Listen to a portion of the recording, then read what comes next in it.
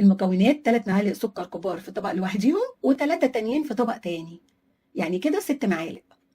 بعد كده معايا 3 بيضات، عصير نص ليمونه، 3 معالق كبار زيت، كوبايه الا ربع دقيق، ربع كوبايه حليب وفانيليا ورشه ملح. الطريقه: هنجيب صينيه مرتفعه وهنغلفها بورق زبده ونسيبها على جنب. في الوقت ده هنقيد البوتاجاز على درجه 140 عشان يبقى ساخن ومتحضر معانا.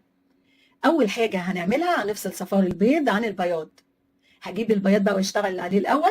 هحط عليه نص عصير ليمونه وهضربه بمضرب البيض، وانزل ال3 معالق سكر بالتدريج عليه واضربه تاني بمضرب البيض لغايه ما يتماسك معايا زي ما انتم شايفين بالفيديو. بعد كده هجيب طبق صفار البيض وانزل عليهم ب3 معالق سكر واللبن والزيت واضربهم مع بعض بمضرب البيض كويس. هحط عليهم رشه ملح وبعدين انزل بالدقيق تدريجي، بس هخلطه بالمعلقه مش بمضرب البيض